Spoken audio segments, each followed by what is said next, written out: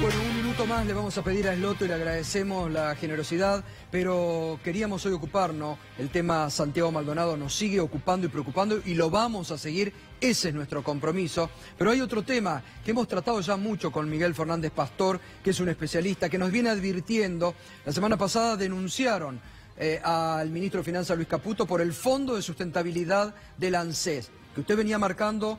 Buenas noches y le pido disculpas, pero vamos a seguir el tema en la semana. Usted lo viene marcando, que es la gran preocupación, que hay que seguir, ¿no? Hay que seguir, y la gran preocupación, hay dos grandes temas que me parece que hay que discutir rápidamente. Uno es el tema Caputo, que para que la gente entienda muy rápidamente, lo que se chorearon, para decirlo en argentino, son nada más ni nada menos que 1.200 jubilaciones, porque el Fondo de Sustentabilidad sirve exclusivamente para pagar jubilaciones.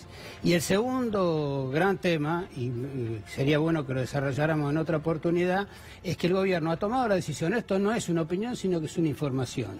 Ha tomado la decisión que si el resultado electoral es similar a lo que pasó en las en las últimas elecciones, si la reforma sale por decreto.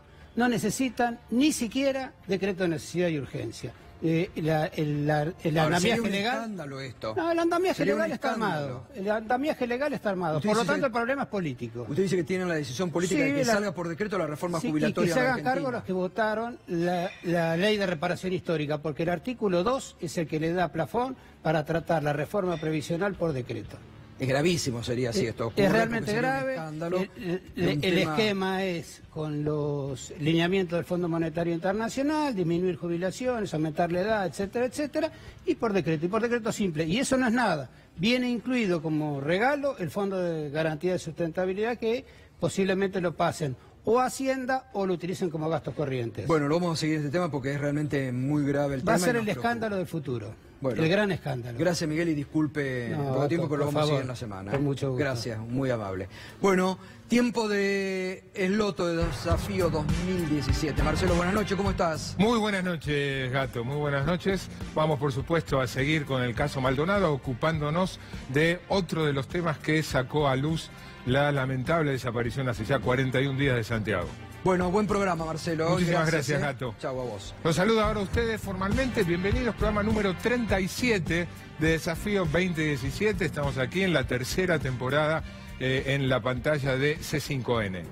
Hoy vamos a hablar de revoluciones y de cadáveres. Pero no se asusten.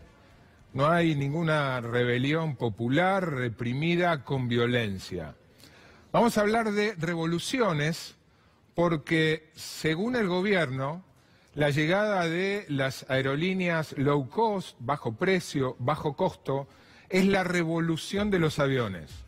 Un ministro muy importante me llegó a decir, cuando le pregunté hace no mucho, ¿qué crees que va a dejar de impronta, de marca, el macrismo?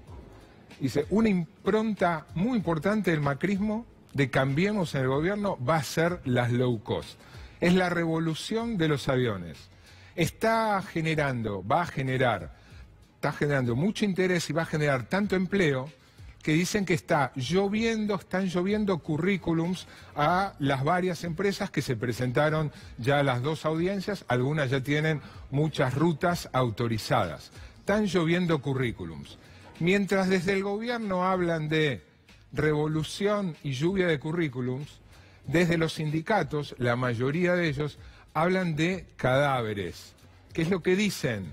Que no va a haber, o en todo caso que lo importante no es la lluvia de currículums, sino que dicen que es tanta demanda de pilotos que no hay personal calificado suficiente. Y señalan que se está corriendo el riesgo de que contraten a pilotos de aeroclub sin la experiencia suficiente, y eso puede generar desastres, cadáveres. Vamos aquí a tener la palabra de uno de los sindicalistas más importantes, el titular del gremio de pilotos. Vamos a tener un experto en el área y vamos a tener la palabra del ministro del sector, del ministro Guillermo Dietrich. Pero antes de referirnos al tema de low cost, vamos a ocuparnos de otro de los temas. Le decía al Gato que la lamentable desaparición de Santiago Maldonado puso en foco, puso en la agenda pública. La semana pasada nosotros nos ocupamos de la problemática indígena, fundamentalmente de las tierras. El caso de Santiago Maldonado, los detalles, lo que ahora es urgente, lo importante, ha sido tratado exhaustivamente a lo largo de la programación de C5N. Así como la semana pasada nos ocupamos de la problemática indígena, hoy nos vamos a ocupar de otro de los problemas que emergieron, estaban presentes hace lamentablemente mucho, pero que ahora emergieron a partir de Santiago Maldonado, que es el rol de las fuerzas de seguridad. El rol de la Gendarmería, pero no solo de la Gendarmería, el rol de todas las fuerzas de seguridad, que es una asignatura pendiente, un gran problema que no fue resuelto en estos 34 años que llevamos de democracia. Un par de datos que impactan. Según datos oficiales, tomando la policía bonaerense, la fuerza más numerosa, más de 90.000 efectivos, según datos del gobierno de la provincia de Buenos Aires, desde la asunción de María Eugenia Vidal en la provincia hay o sumariados, o apartados, o detenidos el 30% de la fuerza. Esto es más de 30.000 efectivos. El dato suena escalofriante, pero son datos oficiales. El 30% de la fuerza ha sido o sumariado, o apartado, o detenido, por temas, algunos leves y otros muy graves. Y entre los involucrados hay mucho personal subalterno, pero hay mucho personal superior, muchos comisarios. Y además hay 500 detenidos. Realmente es escalofriante pensando que es la principal fuerza de seguridad. Ahora, en el ojo del huracán ha quedado la Gendarmería, por el caso Maldonado, principal y hasta el momento única pista firme sobre la responsabilidad de la desaparición de Santiago Maldonado. Ahora, la Gendarmería venía siendo la fuerza elegida, no solo por este gobierno, sino por el gobierno anterior, como, si ustedes quieren, la fuerza más moderna, la que tenía la mejor imagen. Incluso le habían otorgado, le venían otorgando desde el gobierno anterior algunas tareas que antes eran monopolio de la policía, sin hacer una lista exhaustiva. Lo que fue el programa Centinela, la custodia de las villas, incluso la responsabilidad en el desalojo represivo de piquetes, innumerable cantidad de ejemplos hemos visto en los últimos años, y no es el caso Maldonado, la primera vez que la Gendarmería queda manchada, involucrada, sospechada de violación a los derechos humanos. Hay varios antecedentes. La pregunta queda formulada: ¿qué hacer? No solo con la Gendarmería, sino con las fuerzas de seguridad. Pregunta que queda planteada en el programa y que empezamos a responder. Ahora tenemos 3 especialistas invitados, pero empezamos con nuestro columnista estrella, José Natanson. Buenas noches, José. ¿Qué tal, Marcelo? Buenas noches. Efectivamente, es una pregunta, creo que es una de las grandes asignaturas pendientes de la democracia argentina, que logró de algún modo disciplinar y mantener bajo un control civil bastante estricto a los militares, después los alzamientos, carapintadas y demás, pero que no logró hacer lo mismo con las fuerzas de seguridad, es decir, aquellas fuerzas que se ocupan no de la seguridad exterior, sino de la seguridad interna de los argentinos. Vamos a una placa que resume el entramado de fuerzas de seguridad, que es una competencia originaria de las provincias. Ahí están los escuditos. Busqué los escuditos de la fuerza. ¿Viste? Los escuditos de la fuerza de seguridad de las diferentes provincias. Ahí tenés la de Jujuy, de Formosa, está la Gendarmería, está la prefectura. Tenemos 24 fuerzas de seguridad, de 24 policías, con la policía metropolitana, más la policía federal, más la Gendarmería, más la prefectura, todas estas ocupándose de nuestra, supuestamente, de velar por nuestra seguridad interna. El problema es el autogobierno. El problema de las fuerzas de seguridad es claramente el autogobierno. Más allá de lo que pasó en el sur, más allá de si el jefe de gabinete del Ministerio de Seguridad estaba o no efectivamente dando las órdenes, si dio las órdenes se retiró, si dio las órdenes y después la Gendarmería se largó sola a una cacería de mapuches. Digo, más allá de eso hay un problema histórico. Marcelo Saín, que está sentado ahí, vamos a hablar con él después, dice que en realidad hay un doble pacto, que las fuerzas de seguridad están gestionadas a través de un doble pacto. Hay un pacto entre el poder político, que no controla las fuerzas de seguridad y que delega la gestión, la conducción en las propias fuerzas de seguridad, a cambio de tranquilidad, de paz social, a cambio de calma en momentos claves, como ahora, por ejemplo, en un momento electoral. Estas son algunas de las cosas que las fuerzas de seguridad le garantizan al poder político en ciertos momentos. Y al mismo tiempo, las fuerzas de seguridad, en vez de combatir el delito, de intentar enfrentar el delito, ¿qué hacen? Lo regulan.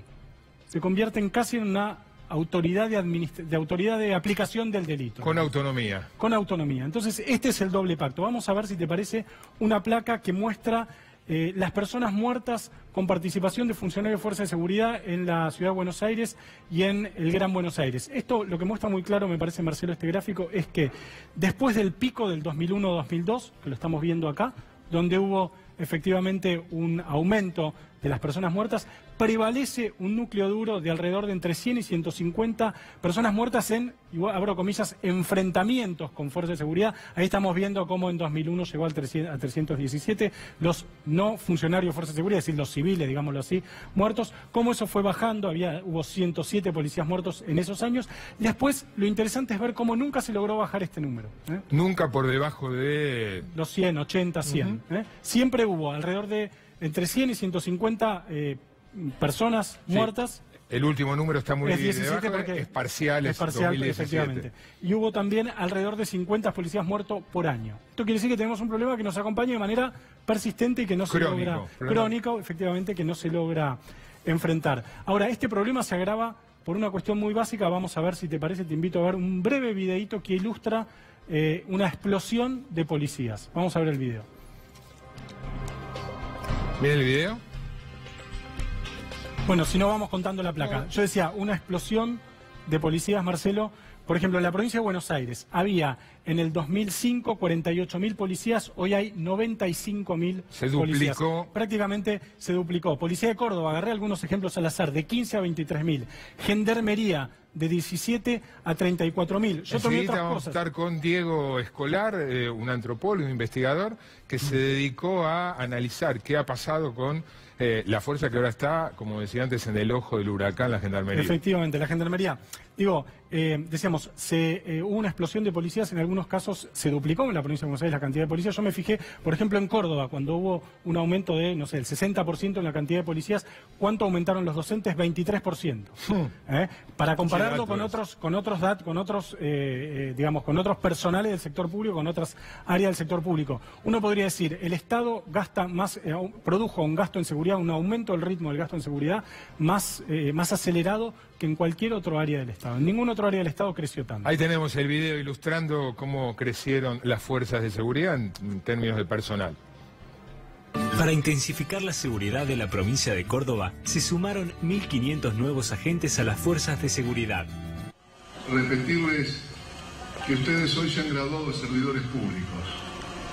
Un servidor público como un trabajador de la salud, un servidor público como un maestro de escuela, un servidor público como tantos otros que en definitiva tenemos que dar respuesta desde el Estado, que es el que organiza el bien común a la sociedad en su conjunto.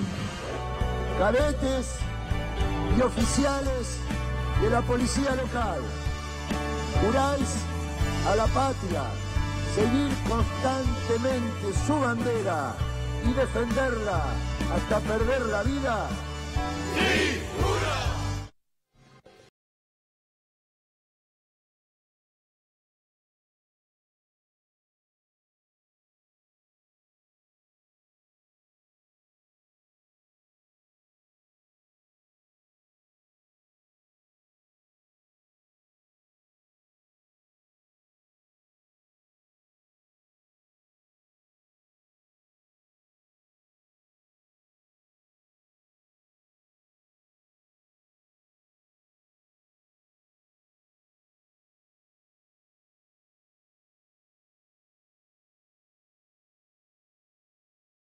Tenemos algo que queda claro, y supongo para ustedes también, como lo que se hizo hasta ahora no sirvió. Lo que se hizo hasta ahora no sirvió por todo lo que acabamos de ver. Si por lo menos, al menos, lo que está pasando con Santiago Maldonado sirviera para que la sociedad tome conciencia y se replantee eso. Te invito, José, estamos aquí con los expertos invitados. Saludo y agradezco la presencia de Marcelo Saín, experto en temas de seguridad, fue titular de la Policía Aeroportuaria. Carlos Beraldi, profesor de Derecho Penal, fue secretario de Seguridad en la época de Carlos Aslanian como ministro de la provincia de Buenos Aires. Y Diego Escolar, un antropólogo que dedicó parte de su tiempo a investigar muy minuciosamente la gendarmería. A los tres, muchas gracias por venir. Gracias. Lo primero que quería era resaltar, es escalofriante, me cuesta creer el dato de el 30% de la fuerza de seguridad más importante, más numerosa del país, o sumariado, o apartado, o detenido. Dentro del marco de un proceso que no tiene como objetivo central una reconfiguración de las fuerzas. Aclaremos que acá están hablando de control policial. Las policías se conducen. Dentro del marco de la conducción político-institucional de las policías está el tema del control. Las policías no se pueden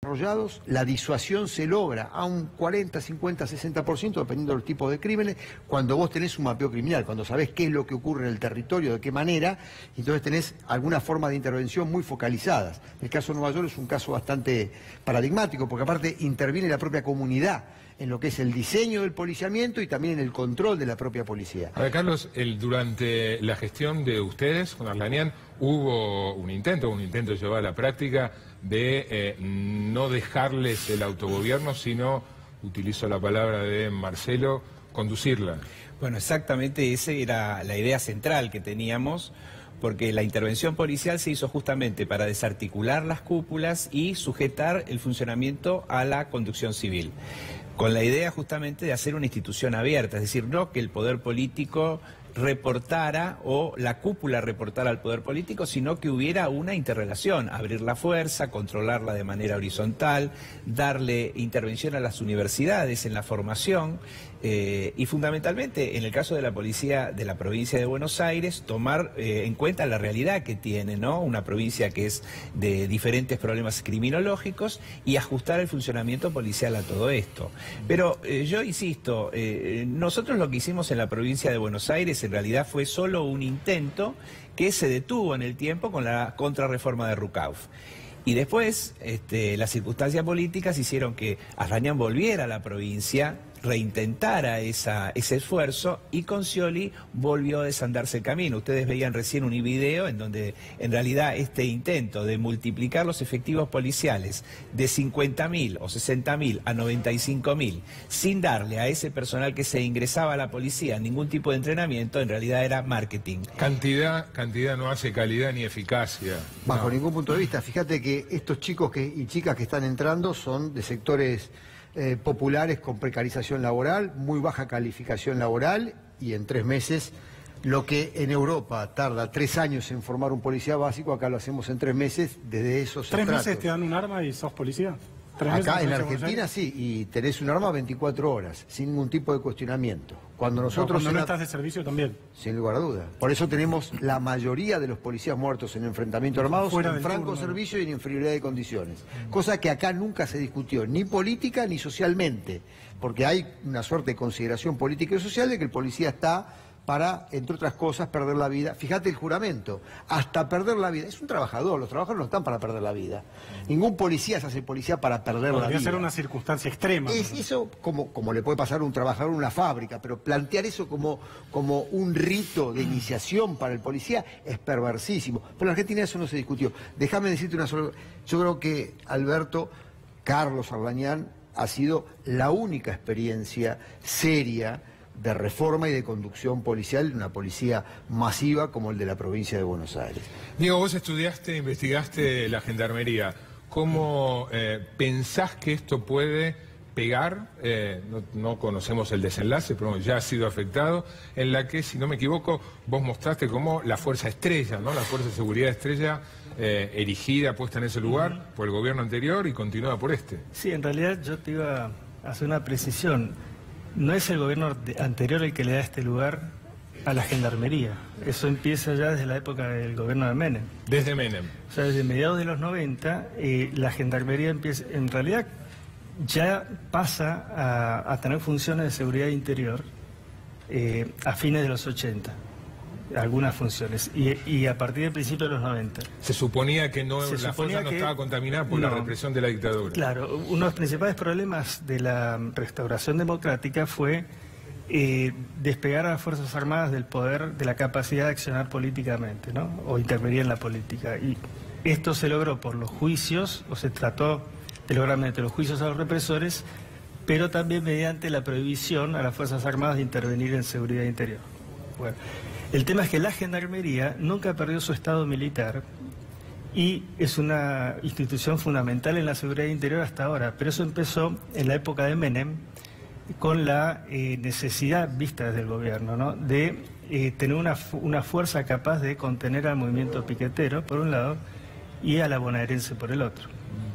O sea, las fuerzas de seguridad, como bueno, Marcelo lo ha escrito, no están organizadas según, como la gente por ahí cree, según un orden racional donde cada una cumple su función y armoniosamente, sino que hay todo tipo de tensiones entre fuerzas, hay estrategias propias de las fuerzas, estrategias de los gobiernos y el poder político para las fuerzas, para oponer unas frente a otras, lograr un pacto con una que permita gobernar y controlar a otras. Y la gendarmería creció, fue a mi juicio la más exitosa en este proceso, pero tenía un grave problema, que era cómo administrar las memorias sociales de la represión de la dictadura. O sea, ver gendarmes vestidos de verde en las calles, como decían ya en la época de Rucaf, por ejemplo, podía generar una reacción social bastante fuerte y ser negativo, tanto para la gendarmería como para el gobierno. Y se logró que la gendarmería piloteara ese filo de navaja digo porque, digresión, al mismo tiempo la gendarmería y los distintos gobiernos usaron la imagen militar de la gendarmería de meter miedo para tener una fuerza más respetada en la calle y por las policías. Pregunta que les hago para finalizar.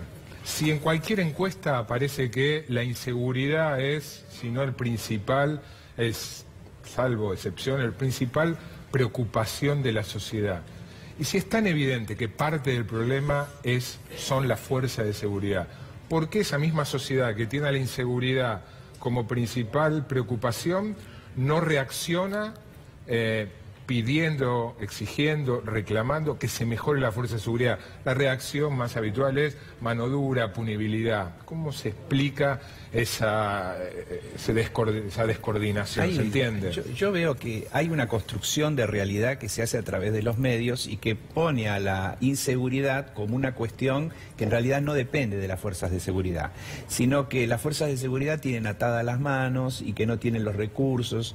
Entonces, se coloca, diríamos, el problema en otro lugar. En realidad, como ustedes plantean, las fuerzas de seguridad son un actor central para resolver el problema, pero también lo es la justicia. Y esto tiene que funcionar como un sistema. El caso Maldonado es un caso testigo para mostrar cómo en realidad la gendarmería no cumple una serie de pautas que tenía que haber cumplido y cómo la justicia no investigó lo que tenía que haber investigado. Es un tema que realmente nos tiene que llevar a pensar cómo seguimos para adelante y fundamentalmente, así como fue el caso Carrasco, este tiene que ser un punto de inflexión. Hay dos cuestiones, digamos. Primero, que aunque haya sensibilidad social con este tema, no te mueve la aguja en una elección el tema de la seguridad. Entonces, para la política está fuera de la agenda de la urgencia. La política solo atiende aquello que le pega en el pie. De otra manera, no. Y en segundo lugar, estas policías, aún siendo decimonónicas y deficientes, son útiles para la política por tres razones. Primero, te controlan la periferia respecto del centro protegido. Son policías de frontera social. Son policías que lo que hacen es controlar que el sobrante de la sociedad no joda a los sectores que están integrados. Por eso la detención sin orden judicial es el instrumento central de control poblacional, no de control del crimen. Segundo, te regulan los mercados ilegales, te los silencian, te los mantienen sin conflicto. Por ahí hay una situación de crisis de vez en cuando, pero en general manejan negocio de la droga, trata de personas, sin ningún ruido, con lo cual eso es políticamente, digamos, eficiente. Y no investigan delitos de poder empresariales o delitos de poder político-institucionales, con lo cual es una policía absolutamente útil a la política, por eso no hay reformas. Diego, conociendo a la Gendarmería como pocos, como estudioso, ¿qué es lo que ves del caso Maldonado enfocando en la Gendarmería? Bueno, yo del caso Maldonado lo primero que veo es que la segunda víctima es la Gendarmería, o está siendo la Gendarmería, después de Maldonado mismo. Como institución, decís. Sí, o sea, no la institución en su conjunto, pero sí la imagen que ellos laboriosamente construyeron y con mucho esfuerzo, profesionalizándose, mostrándose como una fuerza de seguridad cercana a la población, más eficaz que la policía. Por ejemplo, la Gendarmería fue famosa por sus peritajes forenses. Claro, otra de las tareas que involucraban a la policía. O sea, cuando había que investigar a la propia policía. Había que investigar a la policía, llamaron a la Gendarmería. Entonces la Gendarmería tuvo además, bueno, un elemento de poder muy importante para desplazar a las policías. Bueno, de hecho, no se está a la espera de un peritaje de la Gendarmería en el caso Nisman. Nada menos. Nada menos. Bueno, y yo ¿de qué creo se va a que disfrazar ahí?